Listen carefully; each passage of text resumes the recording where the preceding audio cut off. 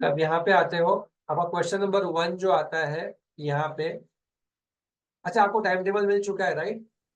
इसमें कुछ आपको चेंजेस चाहते हो तो मुझे बता दो। Anything what we want. 7 तारीख तक तो क्लैरिटी है हमें क्या करना है। 7 के बाद कुछ और आगे देखेंगे। 7 तक का क्लैरिटी है। आरटीपी, मॉक और पास पेपर, ठीक है। चलो, 4 पार्टनर्स है। कभी भी ये मत सोचना पार्टनर्स है यानी यानी पार्टनरशिप का क्वेश्चन हो, ऐसा जरूरी नहीं है। यहाँ से समझ आ जाता है वो पार्टनरशिप का क्वेश्चन नहीं है। 4 पार्टनर्स है। They have jointly promise to pay ₹6 lakh to F. B and C have become insolvent. B was unable to pay and C could pay only ₹50,000. A is compelled to pay the whole amount to F.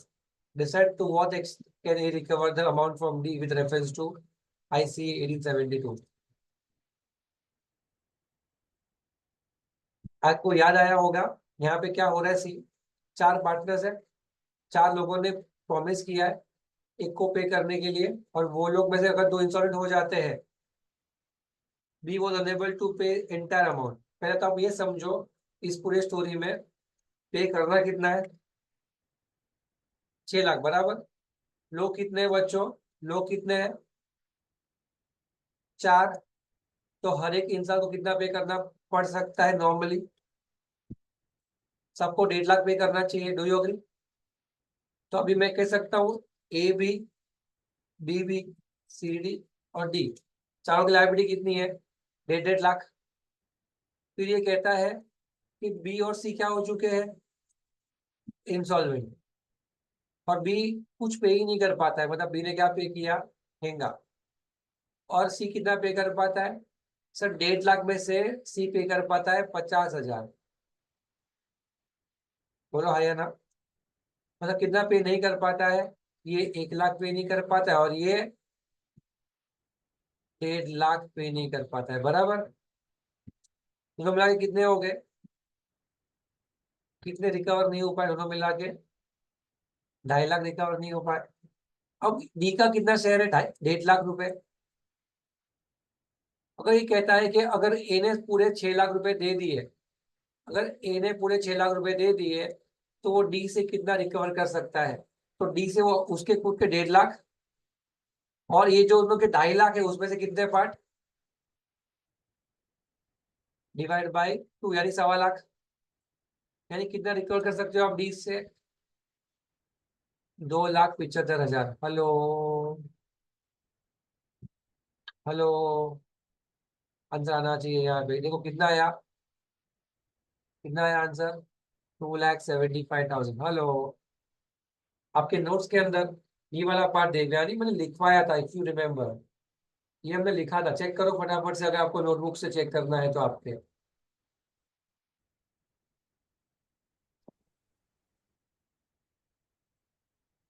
Check कर रहे रोहित? रोहित शर्मा?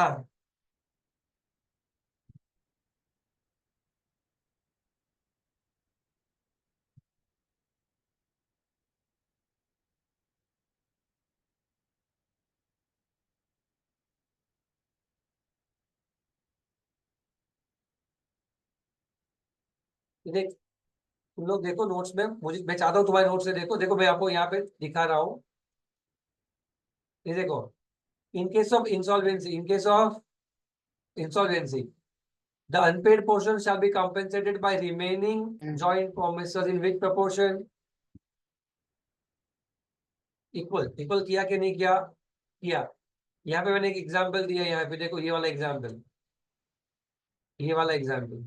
और आप लोग आपके notebook में देखो, सब लोग फटाफट। विश्वास मिला क्या? ये सेम नहीं होगा, तुमको कुछ और नंबर से दिखाया होगा।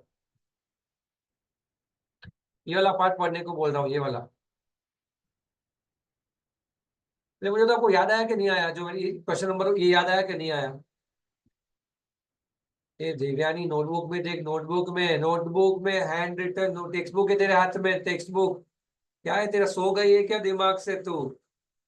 नोटबुक के बदले टेक्स्ट बुक देख रही है, जल्दी देख। कहाँ लिखा था तुम लोगों ने? गौतम कहाँ लिखा है, नोटबुक में, टेक्स्ट बुक में, किधर लिखा है?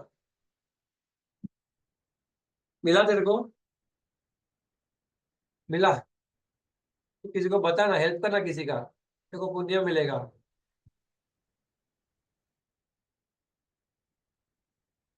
नोटबुक में लिखा है ना, एक्स्ट्रा लिखा था ना अपन ने ये। तो देखो ना कश्यप, विश्वास को नहीं मिल रहा है, भगवान करे मिल जाए। ये भगवान, बच्चे लोग बदमाश है।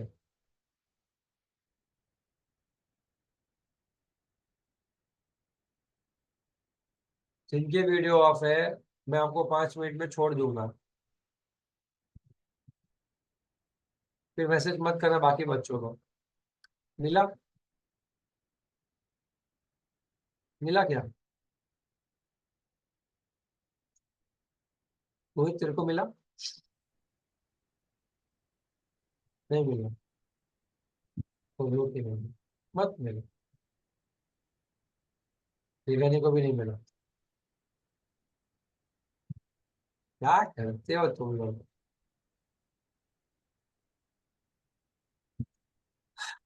दिव्यानी को भी नहीं मिला, विश्वास को भी नहीं मिला। गौतम बता ना ये लोग को, पहले क्वेश्चन में दिमाग ना रहे। सर परफॉर्मेंस ऑफ कॉन्ट्रैक्ट में वो जॉइंट प्रोफेसर के उसमें है ना, दो दो एग्जाम्पल थे।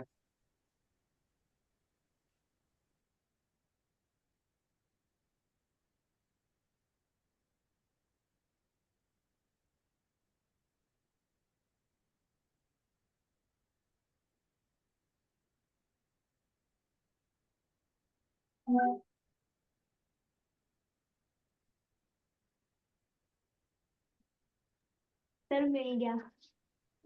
मिला? सर मिल गया। क्या मिल गया? आपके मन में होना चाहिए। पढ़ो, चलो जल्दी पढ़ो और क्वेश्चन को सॉल्व करो, चलो। मिल तो गया।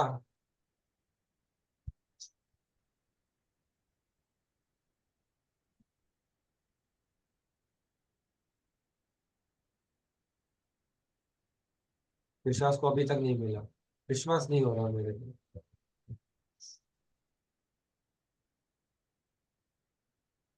हो गया क्या? बस।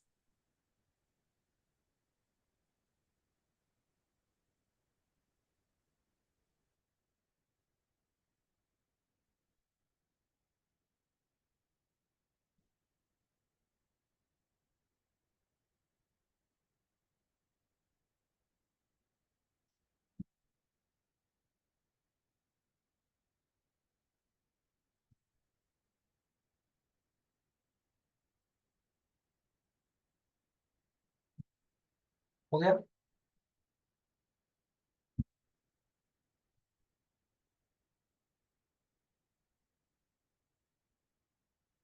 I hope this is done right. One के अंदर आगे आगे आगे जाते जाओ। अच्छा, वन, क्वेश्चन नंबर वन के बाद क्वेश्चन नंबर 2 में इन्होंने पूछा है, explain any 5 circumstances which contract need not be performed with the consent of both parties। चलो कश्यप, मुझे बताइए क्या आएगा यहाँ पे।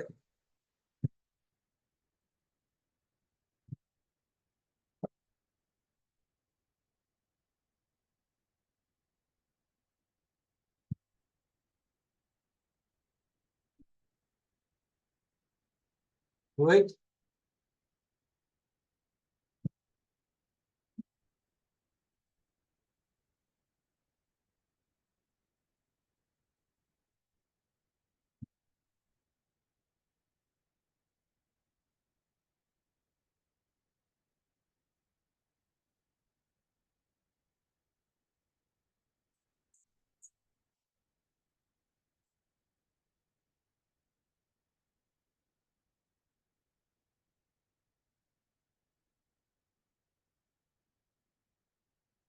नहीं पता चला रोहित? रोहित भाग गया। म्यूचुअल अग्रीमेंट में डिस्चार्ज होने के कौन से रास्ते थे? Novation, alteration, waiver, merger, remission, rescission. इस 6 में से कोई भी 5 लिखने थे। अरे बाप रे sir, shit. Novation, alteration, waiver, merger, remission, rescission. Yes, 7 के लिए पूछा। वो आंख में आंसू आ जाने चाहिए आपके, इतना इजी पूछा एग्जाम में। किसको याद था, सच बोलना। कोई है जिसको याद था? Chintu answer, copy. ठीक है। अच्छा मुझे ये बताओ, कॉन्ट्रैक्ट एक्ट रिवीजन किया है कि नहीं किया है? अभी रिवीजन शुरू करने वाले हो? रिवीजन शुरू करने वाले हो, रिवीजन हो चुका है? शुरू करने वाले हो? ओके। तो मैं उस तरह से पढ़ाऊं जिससे आपका रिवीजन हो। हाँ, ठीक है। तो अभी से मैं क्वेश्चन आंसर्स को ना समझाऊंगा साथ में, जिससे आपका रिवीजन भी साथ में हो। क्योंकि अगर आपने रिवीजन नहीं किया है तो मैं आपको पूछूंगा नहीं, बताऊंगा, जिससे आपका रिवीजन भी होते जाए। फिर फिर ठीक है। तो क्वेश्चन पूछा गया था कि कौन से ऐसे मोड्स है जहां पे म्यूचुअल अग्रीमेंट से आप कॉन्ट्रैक्ट से डिस्चार्ज हो जाते हो। तो हमने पढ़ा था कॉन्ट्रैक्ट डिस्चार्ज होने में by mutual agreement, by breach, by operation of law और बाय इम्पॉसिबिलिटी, ऐसे 4 रास्ते होते हैं। तो आपने एक फ्लोचार्ट बनाया आपके बुक के अंदर, फ्लोचार्ट चेक करो, आपकी नोटबुक में फ्लोचार्ट बनाया है जहाँ पे आपने बाय म्यूचुअल अग्रीमेंट के 6 रास्ते बताए हैं। Novation, alteration, waiver, merger, remission और रेसिशन। फिर ब्रीच में आपने 2 बताए थे, एक्चुअल और anticipatory breach. Operation of law में death, insolvency, lapse of time. और लास्ट आता था इम्पॉसिबिलिटी का पार्ट। चेक करो आपके नोटबुक में एक छोटा सा फ्लो चार्ट है क्या, देखो तो, कि मिला कि नहीं मिला। देवयानी कसे रखो तो कसे भी नहीं मिलेगा। मिला? नहीं मिला? मिला विश्वास? है नोटबुक में फ्लो चार्ट? फ्लो चार्ट है, तरुण के बुक में नहीं है। तरुण। हाँ हार्दिक। सर ऐसा नहीं कर सकते सर, आप पहले क्वेश्चन पूछ लो, फिर हम लोगों को आंसर नहीं आया तो फिर आप बता दो। वो भी कर सकते हैं, मतलब अगर मैं बोलने जाऊँ उसके पहले आपको आता है तो हाथ ऊपर कर देना, आप बता देना। ठीक है, कोई दिक्कत नहीं। चलिए, क्वेश्चन नंबर 2 का पार्ट मैंने कहाँ से उठाया? Discharge of contract by non performance by mutual agreement के 6 रास्तों से, बराबर है। शुद्ध भाषा में लिखो, कोई मगजमारी नहीं, कोई मेहनत की जरूरत नहीं, कुछ वो अपने ओन वर्ड में लिख सकते थे। उससे आगे जा रहा हूं मैं। क्वेश्चन नंबर 2A खत्म होने पे क्वेश्चन नंबर 3 पे वापस एक क्वेश्चन आता है। कॉन्ट्रैक्ट की वैलिडिटी को जानिए, पहचानिए एज पर आईसी 1872। एक लड़का है 16 साल का जिसने लोन लिया है 50,000 का फॉर इज पर्सनल पर्पस। कुछ महीनों बाद ही के बिके मेजर एंड वो पे नहीं कर पाता है। क्या वो सू कर सकता है एक्स के ऊपर?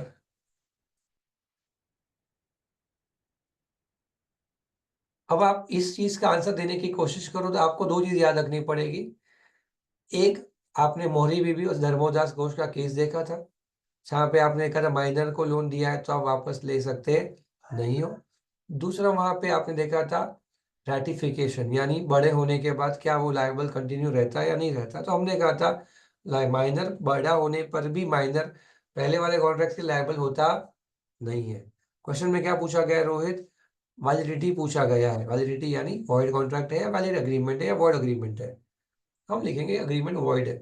किसी के मन में आ जाए कि सर हम कौसी कॉन्ट्रैक्ट को यूज कर सकते हैं क्या, तो हम ये सोच रहे कि यहाँ पे ना उसने लिखा है कि वहां पे नेसेसरीज वर्ड यूज किया गया है। यहाँ पे ये बताया ही नहीं गया कि उसको किस चीज के लिए चाहिए थे पैसे। क्वेश्चन बहुत साइलेंट है उस बारे में। नेसेसरीज सप्लाई की गई होती तो प्रॉपर्टी से रिकवर कर सकते हैं, ऐसा हमने सेक्शन 68 में देखा था। मैंने आपको हर एक चीज से बताया, ये क्लैरिटी दिया। इसका आंसर भी यहाँ पे देख लेते हैं इन्होंने क्या दिया है, बराबर। देखो यहाँ पे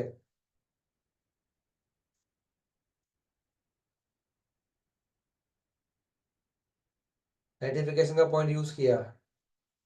फिर उन्होंने ये भी लिखा कि पर्सनल पर्पस के लिए लोन लिया गया था, ऐसे इसके लिए लोन लिया नहीं गया था, इसलिए आप उसको कॉसी कॉन्ट्रैक्ट मान सकते हैं।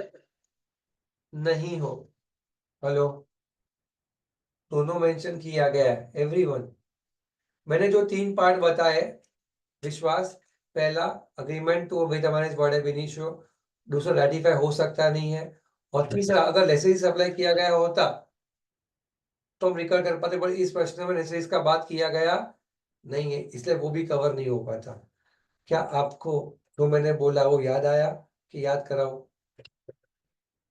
रोहित, याद आ रहा है कि मुझे याद करवाना चाहिए और डिटेल में जाके? तो मुझे बताओ।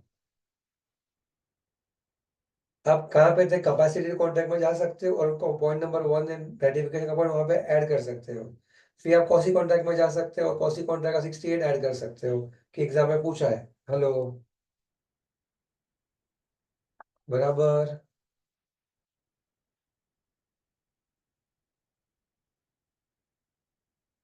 आगे जाओ, आप मुझे पूछो।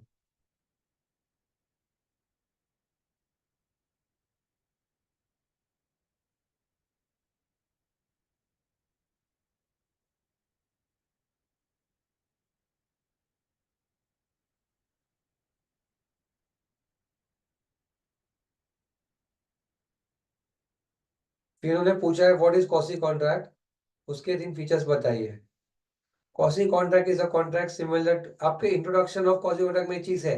विश्वास, अपनी किताबें ओपन कीजिए और कॉसी कॉन्ट्रैक्ट के रूल्स के पहले के इंट्रोडक्शन का पार्ट पढ़िए। रिवाइज हो जाएगा, रिवीजन हो जाएगा, 5 मार्क का क्वेश्चन है।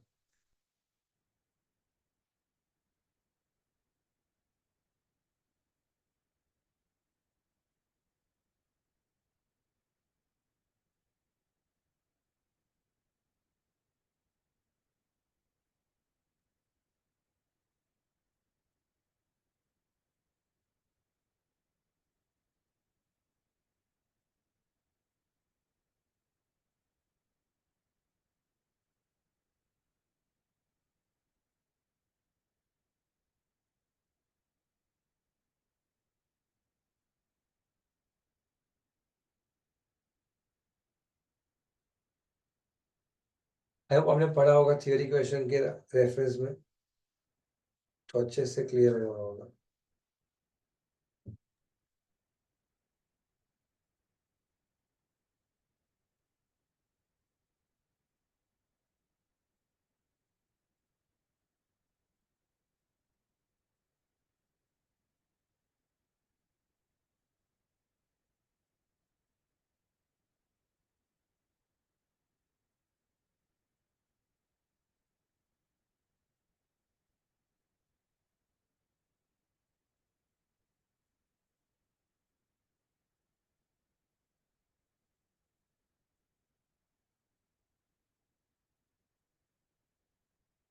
और जो हो गया, फीचर्स पूछे थे वो भी वहीं पे है।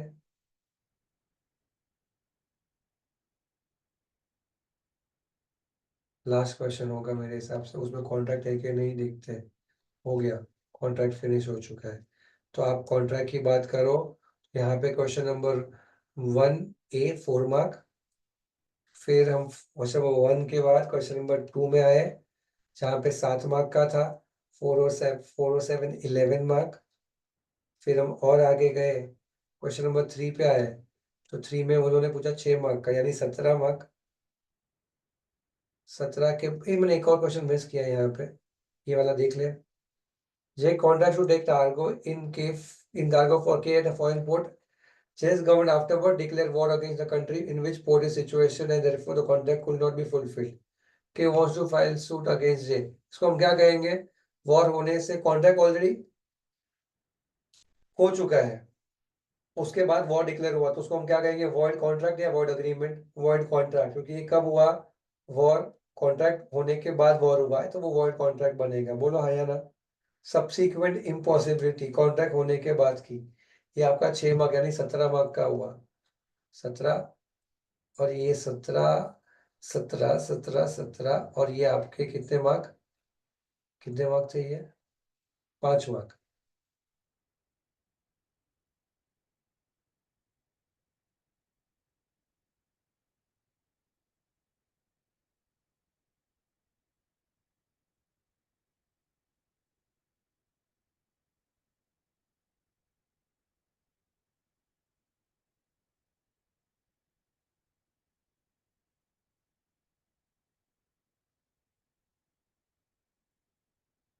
नेक्स्ट पेपर पे जाते हैं। ये 60 मार्क का पेपर है बच्चों, 60 में इतना आया हुआ है, ठीक है।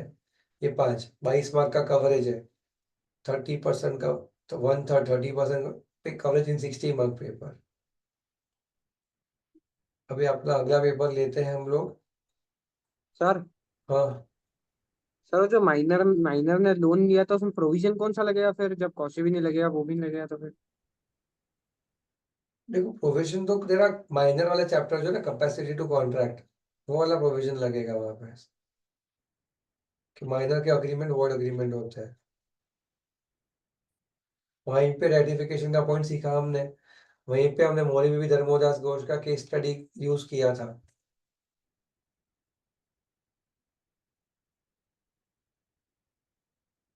अगला पेपर शुरू हो रहा है बच्चों।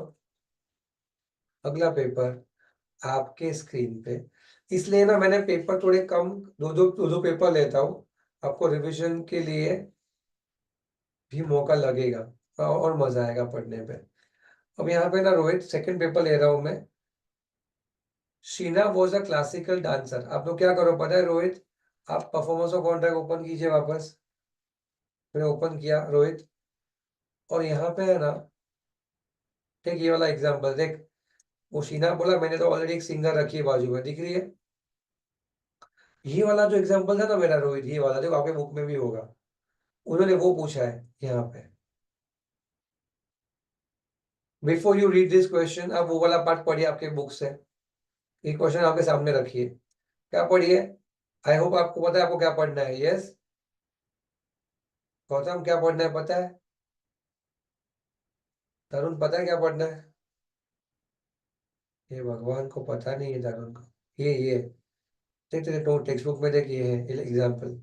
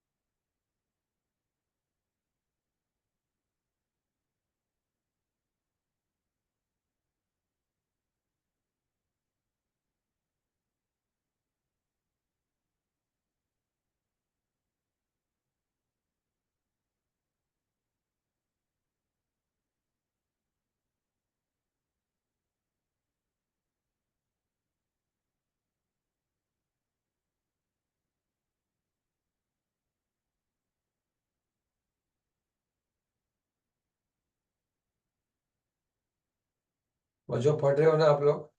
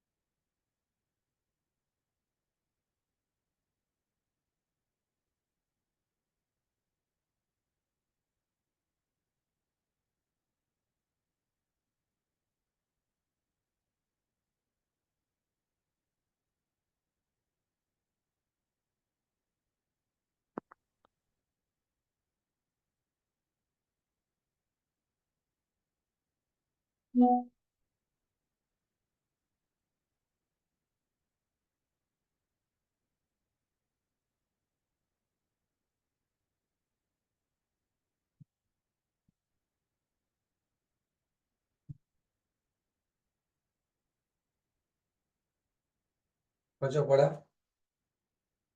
समझा? कोई पूछना है?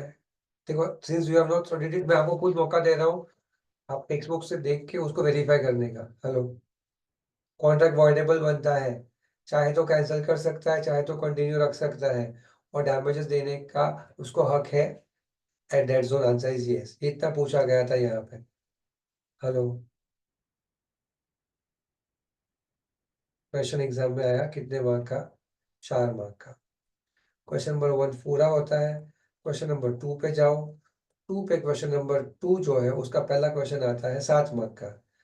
इन्होंने पूछा है कंसिडरेशन के बिना कॉन्ट्रैक्ट बनता नहीं है, उसके एक्सेप्शंस बताइए। उसके एक्सेप्शंस बताइए।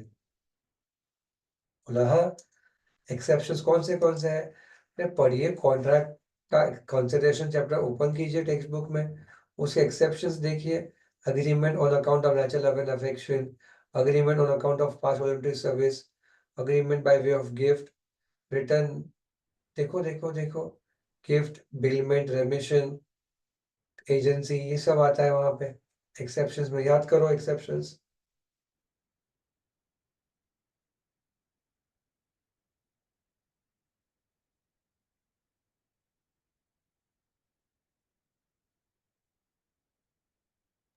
सर हाँ, सर वो नेशनल लव एंड अफेक्शन और जो सोशल वेलफेयर है ना, सोशल वेलफेयर का है। अरे मतलब वो दूसरे वाले में, वो तो मतलब सेकंड यूनिट में। पर उसमें मतलब जैसे कि नेचुरल लव एंड अफेक्शन में एग्रीमेंट किया होता, रिटर्न होता है, तो उसको कंसिडर करते हैं ना नेचुरल लव एंड अफेक्शन। तूने क्वेरी क्या है वो पूछ लेना भाई।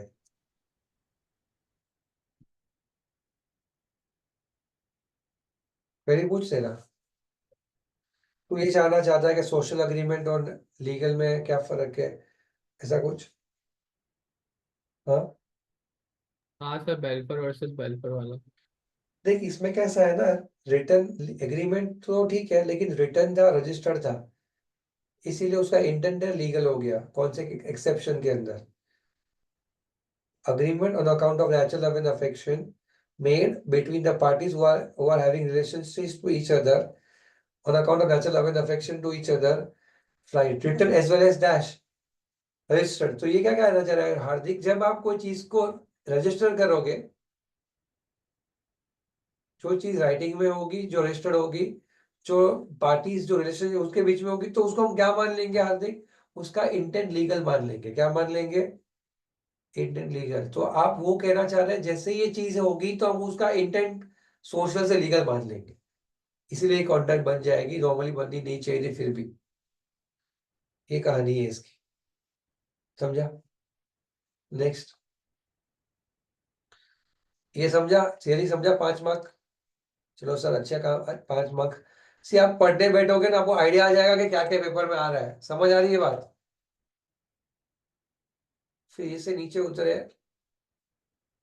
उतरे उतरे नीचे, उतरे उतरे उतरे, ये पार्टनरशिप एक्ट आ गया। यहाँ पे आता है क्वेश्चन ऑफ सिक्सटी माइनर। देखो ये क्वेश्चन है ना, 5 मार्क का है। कितने मार्क का है? 6 मार्क का है। देख भाई, मैं फटाफट बताता हूँ आपको एक क्वेश्चन का। क्या माइनर अपना पैसा, क्या माइनर से आप पैसा रिकवर कर सकते हो? दूसरा, क्या माइनर के बाप से रिकवर कर सकते हो? क्या जब वो बड़ी हो जाए माइनर, तब उससे वसूल कर सकते हो? क्वेश्चन को देखो, मैंने क्या स्मार्टनेस यूज किया। ऊपर का डेटा गया तेल लेने, पहला नीचे चला गया 3 प्रश्नों को देखने के लिए पूछा क्या गया है। तीनों का प्रश्न का आंसर आपको पता होना चाहिए कि माँ बाप लायबल होते नहीं है, वो खुद लायबल होती नहीं है, और बड़ी होने में भी लायबल होगी नहीं। हेलो, लेकिन अगर नेसेसरी सप्लाई किया होगा था तो प्रॉपर्टी लायबल होती। 68 कॉस्टिंग कॉन्ट्रैक्ट में सीखा है। अरे भाई और बहनों, सत्य या सही, कितना फटाफट हो गया। अगर यही चीज आप खुद पढ़ने बैठे तो क्या करते? शुरुआत से 15 लाइन पढ़ते, फिर भी समझ नहीं आता कि सही क्या गलत क्या। नीचे आ जाओ, क्वेश्चन का थीम देख लो, बात खत्म। जैसे मूवी देखने से पहले ट्रेलर देखते हैं ना, ये ट्रेलर हो गया आपका। रोहित आगे जाए।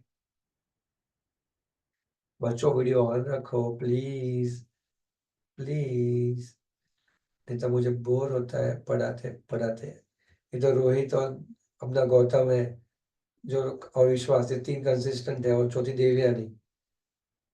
ये तो बोले सर मेरा नाम नहीं लिया आपने।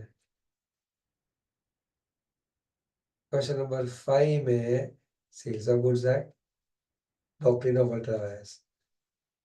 अल्ट्रावायलेंस के बाद क्वेश्चन नंबर 6 में उन्होंने पूछा है लिक्विड डैमेजेस के बारे में बताइए वर्सेस पेनल्टी। ये भी मैंने पढ़ाया है आपको, बोलो हाँ या ना। 5 मार्क के लिए डिस्टिंक्शन पूछा है, क्या पूछा है? ये देखो गाउटी, explain statement by dash, differentiating between two, और ऊपर जो लिखा है ना वो उसका एक्सप्लेनेशन है, खुद दे दिया है क्वेश्चन के अंदर। होशियार सुनो, क्या लिखेंगे? डिस्टिंक्शन बनाया, ये डिस्टिंक्शन का कॉलम बना दिया। पहला, लिक्विड डैमेज क्या है? It is a genuine pre estimate of compensation, मेरा पॉइंट बन गया। Penalty is extravagant amount stipulated, ये मेरा पॉइंट बन गया, पहला खत्म। फिर ये अनकॉन्शनेबल है पेनल्टी, तो वो क्या है? वो कॉन्शनेबल, रीजनेबल है और डिफाइंड है। तो आपके डिस्टिंक्शन के पॉइंटर्स उन्होंने ऑलरेडी कहाँ दे दिए है? यहाँ पे ही दे दिए, आपको तो सिर्फ चुपचाप सजा के लिखना है। हेलो, और आपका ये वाला पार्ट, ये चैप्टर भी क्या हो गया? कॉन्ट्रैक्ट एक्ट फिनिश हो गया। एक और चैप्टर लेता हूं और एक और एक्ट लेता हूं।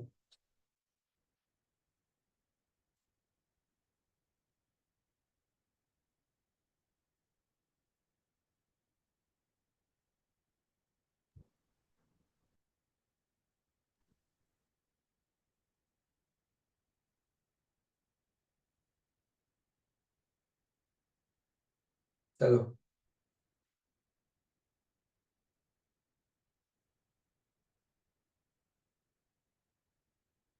पहले तो ये आपका थर्ड पेपर है, आज का तीसरा पेपर, तो मतलब आज का लास्ट पेपर। अब 3 पेपर और 3 पेपर। मुझे खाली प्रॉब्लम ये हो रहा है आपसे कि शायद हम लोग पेपर्स करने बैठे और आप लोग रिवीजन करने बैठो, तो ऐसा हो सकता है कि 2 दिन आपको जाएंगे कि इसके अंदर भी, आज आप पढ़ोगे कल आप पढ़ोगे, उसके बाद हम आगे भी पेपर्स ही कर रहे हैं, आरटीपी या मॉक या कोई, तो आपका मोमेंटम और बेटर कब होगा? जब आप 2-3 दिन कॉन्ट्रैक्ट एक्ट को साथ में पढ़ते जाओगे। तो आज भले आपने पढ़ा नहीं है, आज घर पे जाके तो अभी तो पढ़ोगे, अभी तो घर पे ही हो, मतलब आज और कल पढ़ते पढ़ते आओगे तो मोमेंटम और आ जाएगा। Do you agree? हेलो, अगर मैंने क्वेश्चन आंसर, अगर मैं कॉन्ट्रैक्ट एक्ट पढ़ाना शुरू करूँ वापस, तो मैं वो भी पढ़ा सकता हूँ। फिर पेपर्स आप करो की कोशिश करो और उसमें से कुछ कुछ क्वेश्चंस मैं कर रहा हूँ, वैसा भी हो सकता है। क्या आप चाहते हो मैं वैसा करूँ कि ऐसा करूँ?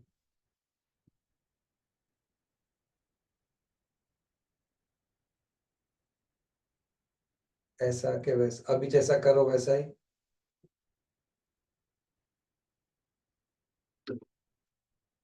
ये 2 नंबर मतलब क्या? ये जो कर रहा हूँ वही ना, अभी कर रहा हूँ वो। 2 दिन पढ़ो और मुझे बताओ, आज और कल पढ़ लो, 5-6 चैप्टर से पढ़ के खत्म कर पाओगे। अगर नहीं होता है तो मुझे बोलो, मैं रिवीजन करवाऊंगा, ठीक है? 2 दिन में रिवीजन हो जाएगा। X agrees to pay 1 lakh rupees if Y kills Z. Z to pay Y, X borrows 1 lakh from W, who was aware of the purpose for which the loan is taken. Y kills Z, but X refuses to pay. X also fails to repay the loan to W. Explain the validity of X and Y and X and Z.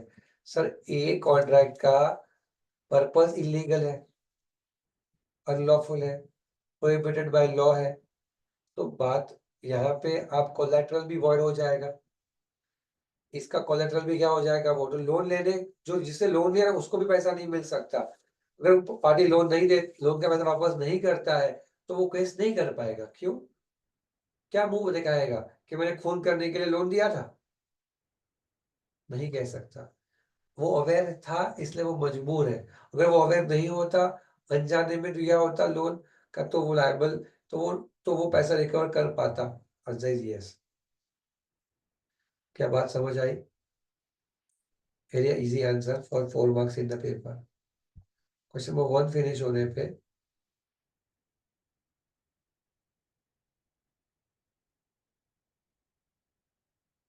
Question number 2 वापस वो पूछा गया है कि agreement जो love and affection से किए गए हो, क्या वो वैलिड कॉन्ट्रैक्ट होते हैं? वो तब होंगे जब वो राइटिंग में हो, लव एंड अफेक्शन से हो, रिलेशनशिप्स में हो और रजिस्टर्ड हो। चारों चीज के कवर होने पे वो अग्रीमेंट बनेंगे, नहीं तो नहीं बनेंगे contract. Promise to pay a time bound debt can not be enforced, false. Promise to pay a time bound debt in writing and sign can also be enforced for subsequent 3 years। Do we agree? Exceptions में cover होता है ये भी, याद करो आपके exceptions में। Do you agree? 7 mark एकदम चॉकलेट पॉकेट में आ गए, 7 मार्क एकदम पॉकेट में, एकदम बस मक्खन पूछा एग्जाम में, मक्खन।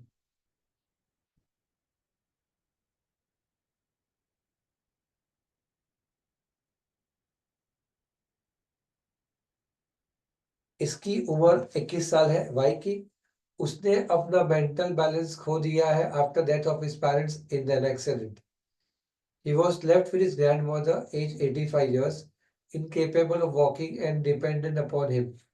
Mr. M, though his neighbor, out of pity, started supplying food and other necessaries to both of them. Mr. Y and his grandmother used to live in his house built by his parents. Mr. M also provided grandmother some financial assistance for her emergency medical treatment. For 4 years, Mr. M approached the farmer asking him to pay 15 lakh, including 7 lakh incurred for medical treatment of lady grandmother. Mr. Y pleaded that he has got his parents' jewelry to sell a maximum value of rupees 4 lakh, which will be adjusted against the dues. Mr. refused and threatened for legal suit against him for recovery of money. Question ये है, क्या वो recover करने के लिए, क्या वो suit recover कर सकता है? सूट रिकवर करने के लिए सूट फाइल कर सकता है? कितना अमाउंट वो रिकवर कर सकता है?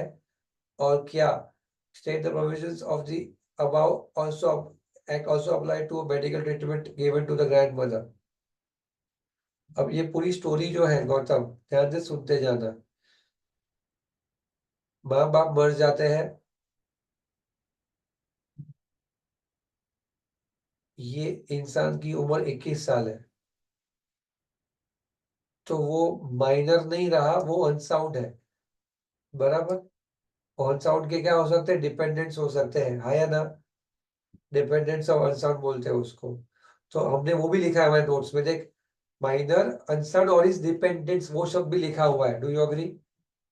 तो यहाँ पे क्या पूछा गया है कि क्या ग्रैंड मदर की जो दवाई दारू की, उसके पैसे भी प्रॉपर्टी से रिकवर कर सकते हैं क्या? आंसर इज यस, क्योंकि वो उसमें डिपेंडेंट है, वो लिखा हुआ है। हेलो, यानी पहला प्रश्न, क्या आप रिकवर कर सकते हो? सर कॉसी कॉन्ट्रैक्ट के हिसाब से हाँ, क्योंकि आपने इससे सप्लाई की है, प्रॉपर्टी से रिकवर कर सकते हो, गोल्ड से रिकवर कर सकते हो।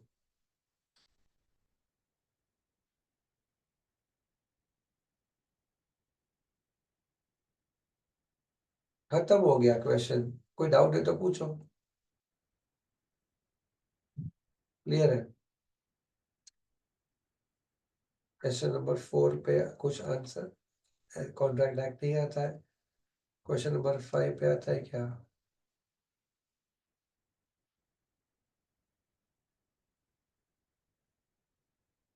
यहाँ पे आएगा क्वेश्चन नंबर 6 पे।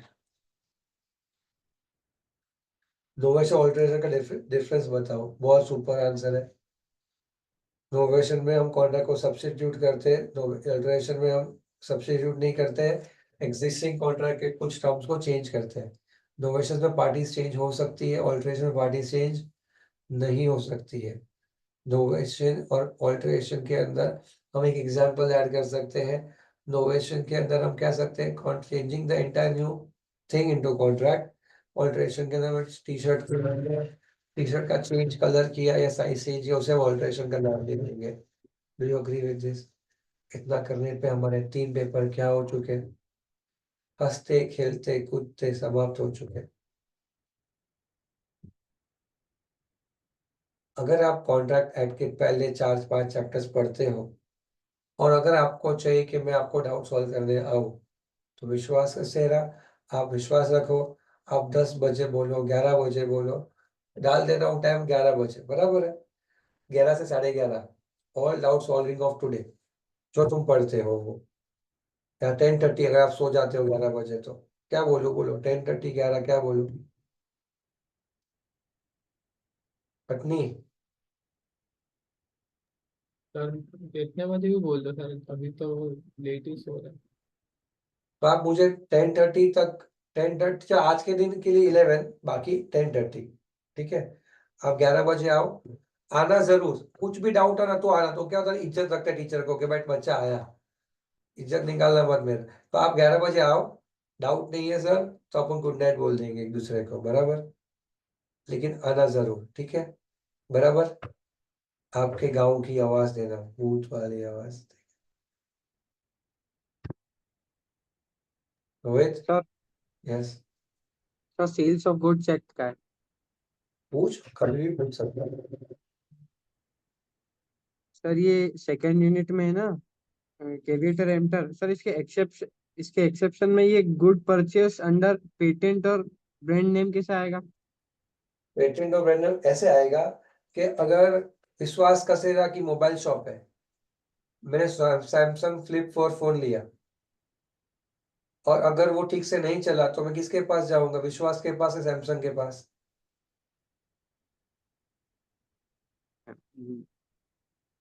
अगर मेरे फोन पास, ठीक चला तेरे पास आऊंगा तो क्या कहेगा? मैं ब्रांच करवा के दूंगा। तू किसके पास भेजेगा? ब्रांड के पास भेजेगा। लायबल सेलर है या ब्रांड है? लायबल ब्रांड है। हेलो, जब कोई कोई कोई ब्रांडेड प्रोडक्ट की वारंटी होती है तो वो वारंटी देने वाला विश्वास सेलर नहीं है, कौन है? वो ब्रांड है, इसीलिए सेलर लायबल नहीं होता उस केस में।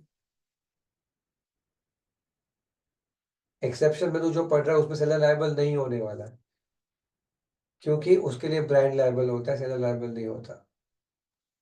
नहीं नहीं सर, इसमें तो ऐसा लिखा है, इन सब में तो ऐसा बताया कि इसमें सेलर लायबल होगा। सर इसमें तो let the buyer be aware है, उसके एक्सेप्शन दे रखे।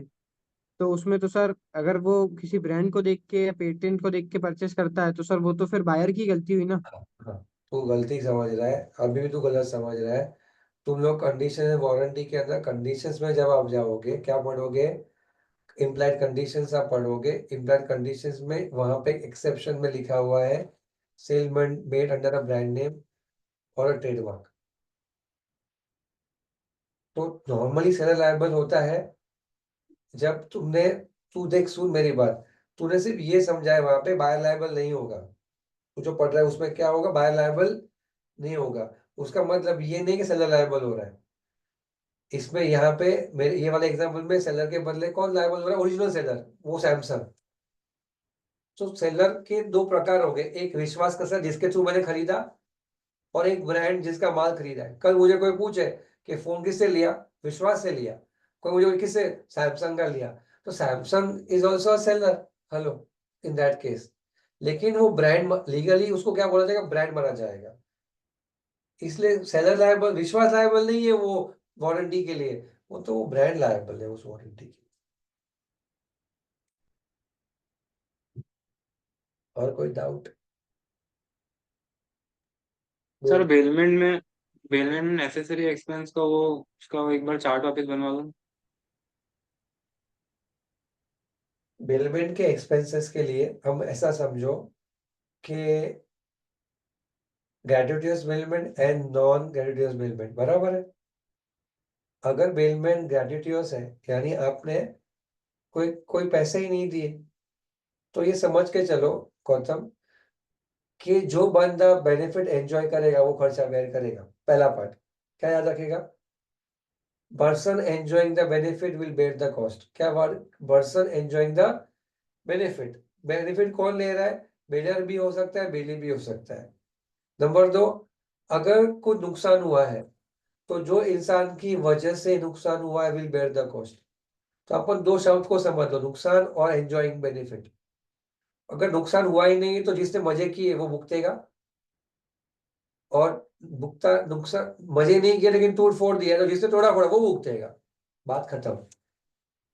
और जब बात आती है नॉन कंटिन्यूअस बेलमेंट की, तो हम ये समझते हैं उस केस के अंदर क्या करेंगे, जो नॉर्मल खर्चे वो तो ऑलरेडी रिकवर हो चुके हैं, उसमें से कौन सा रिकवर होगा, यही कॉन्सेप्ट है। जो एक्स्ट्रा ऑर्डिनरी खर्चे है वो रिकवर होंगे, ऑर्डिनरी तो ऑलरेडी बेयर किसने कर लिए है, जिसने चार्ज किया उसने बेयर कर लिया है। हेलो, समझा Gautam?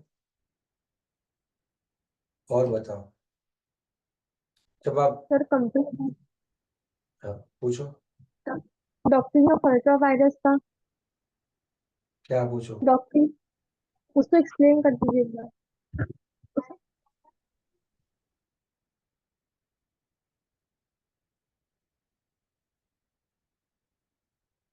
Doctrine of ultra vires नहीं है,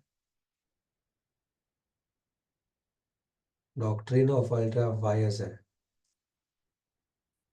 हम पहली बात, दूसरा, उसको समझने के लिए आधा पौना घंटा चाहिए। तो मैं बता सर, मैं आपका दुश्मन नहीं हूँ, आपने पूछा मैं मना करूँ ऐसा कर सकता हूँ, मैं नहीं पूछ ऐसा नहीं कहूँगा, लेकिन शायद मुझे, अगर मैं थंब रूल से बताऊं तो डॉक्ट्रिन ऑफ अल्ट्रा वायरस ये कहना चाहता है कि कोई भी ट्रांजैक्शन जो आप कंपनी के साथ करना चाहते हो वो कंपनी के पावर्स के अंदर होना चाहिए, यानी वो कंपनी के पावर्स के बाहर नहीं जाना चाहिए।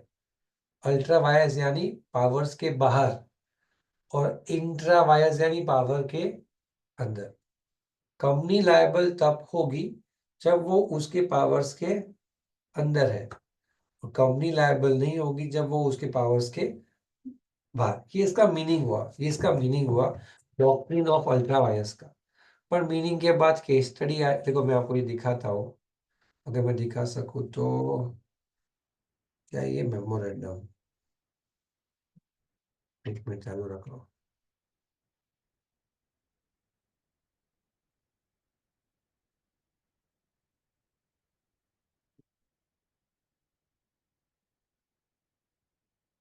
एक सेकेंड चालू रखो, मैं कोशिश करता हूँ। देखो, यहाँ पे जब आप पढ़ने बैठोगे ना कभी भी डॉक्ट्रिन ऑफ अल्ट्रा वायरस,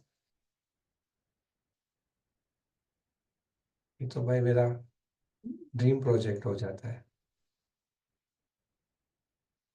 अब देखो, जब आप पहला पढ़ो आपका मीनिंग आएगा, उसका इफेक्ट्स आएगा। मीनिंग इफेक्ट क्या आएगा, always void agreement, always void, ratify हो सकता नहीं, वॉइड था वॉइड है वॉइड रहेगा।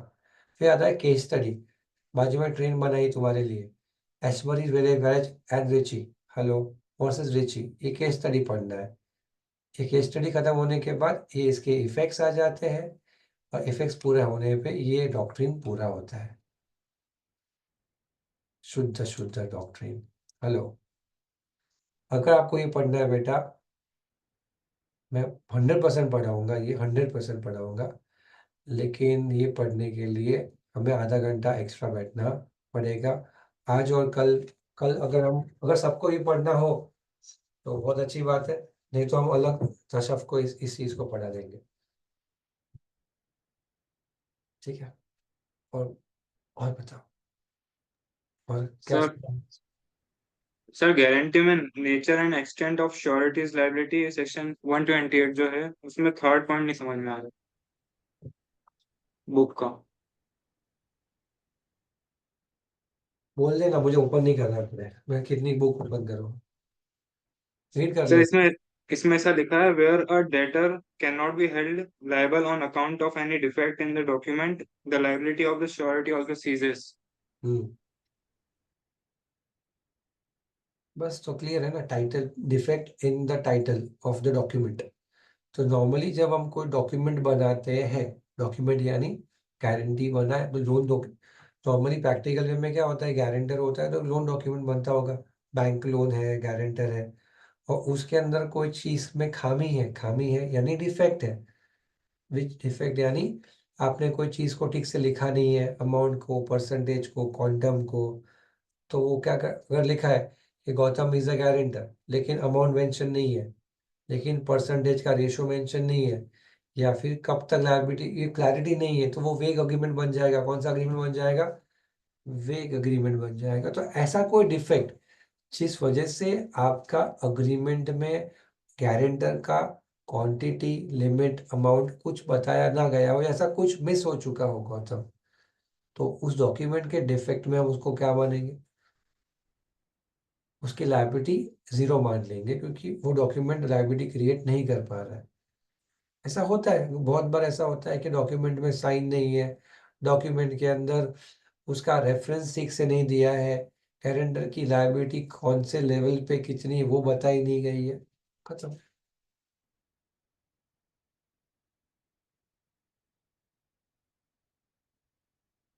और कोई डाउट किसी को? आप चाहते हो तो मैं पेपर्स के साथ साथ रिवीजन सेशंस लेने हो, वो भी आप मुझे आज ही सब डिस्कस करना, आज ही, कल नहीं। आप मुझे डिस्कशन के लिए कौन रिस्पॉन्सिबल है? गर्ल्स में देवयानी आप डिस्कस कर लो, बॉयज में विश्वास को डिस्कस कर ले, और मुझे बता दो। आपको कल क्लास में जाके कुछ प्लान करना हो तो भी मुझे बता दो। इम्पोर्टेंट है, आपको इम्पोर्टेंट पार्ट, आपका रेलेवेंस रहना चाहिए एज अ ग्रुप। मुझे श्रेयस ने पूछा है अनलॉफुल वर्सेस इलीगल एग्रीमेंट में क्या अंतर होता है।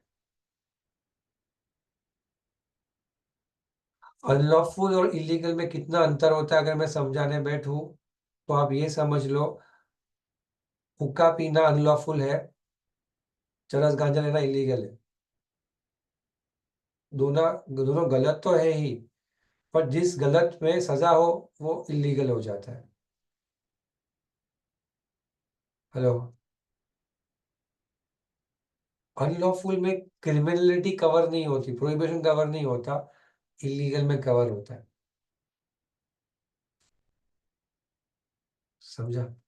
तो अनलॉफुल और इलीगल में वो फर्क है। इलीगल में कोलेटरल भी क्या हो जाएगा? वॉइड। अनलॉफुल में कोलेटरल वॉइड नहीं होगा। शेयर समझ में आया हो तो बता दे। Everything which is unlawful is not illegal. Unlawful covers illegal? No. Illegal covers unlawful.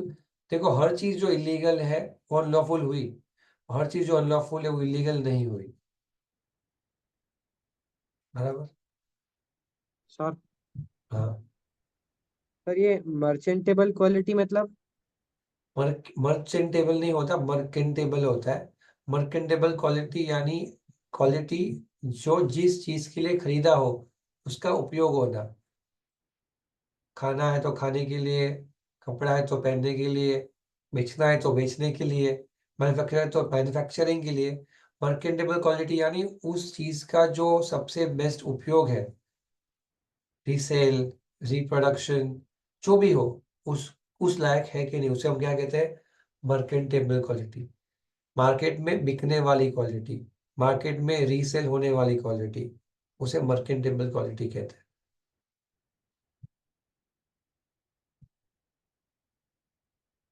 और बताओ।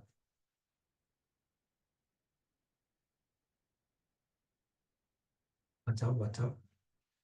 जिनके वीडियो ऑन है ना वो बता, पूछ रहे हैं मुझको डाउट, और जिनके वीडियो ऑफ है वो लोग क्या कर रहे हैं? तुमको देख रहे हैं, तुम्हारा पिक्चर देख रहे हैं। सर प्रिविटी कॉन्ट्रैक्ट बताएं एक बार। Stranger to contract, stranger to contract, stranger to contract, privity of contract.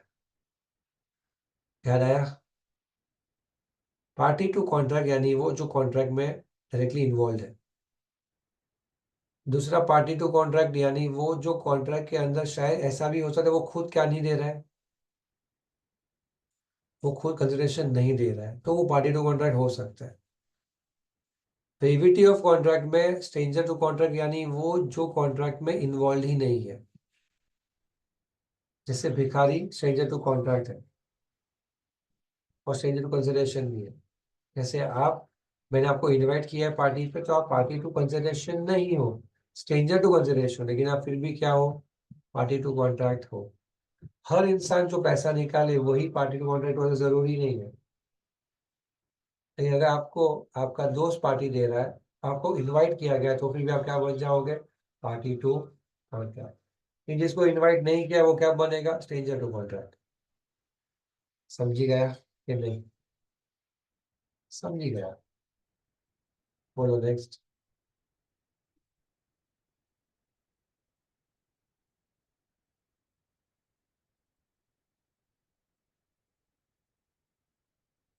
Okay, next. किसी का उपवास उपवास नहीं है ना, कुछ थका वका नहीं है?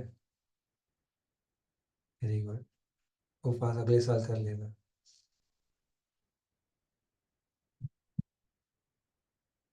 और कोई डाउट नहीं? बस हो गया, बस बस। Devyani good night. बोलो जल्दी बोलो बेटा।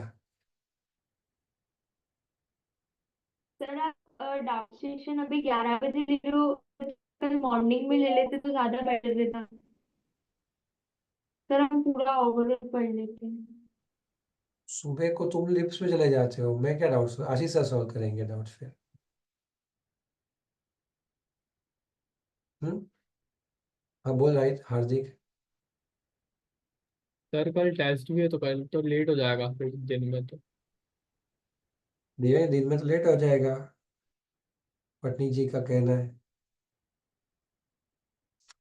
सुनो ना, मैं लास्ट ओके बार सर। आने वाला हूँ आज रात को 11 बजे, फिर ध्वनिक सर क्लोज डाउन ऐसा तो नहीं है। आप कल दोपहर को आ जाओ, 4 बजे, 5 बजे, 6 बजे। कल मैं पेपर लाट लेट करवाऊंगा, ठीक है? पहले आपके डाउट्स करवा लूंगा, ठीक है? ठीक है। सर ये PDF ग्रुप पे दे देना। अरे है मेरे भाई, ग्रुप पे ही है। अरे ग्रुप पे है ना, अभी तो पार्टनरशिप डाली थी मैंने।